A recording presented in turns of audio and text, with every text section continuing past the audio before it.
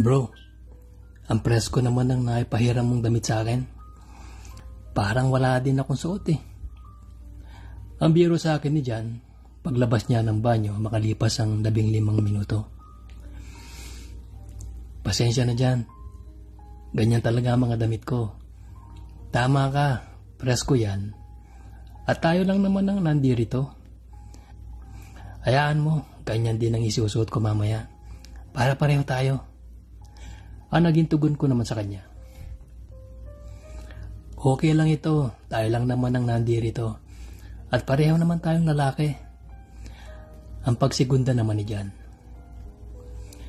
Habang nagsusukalay siya sa harap ng salamin, sinimulan kong pagmasdan ng buong katawan niya. Mula ulo hanggang paa. Ang gandang lalaki talaga ni Jan.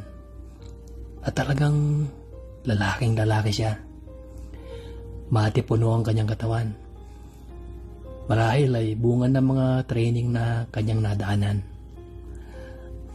Ang sandong suot niya ay halos hanggang bewang lamang niya dahil mas mataas siya sa akin ng ilang pulgada.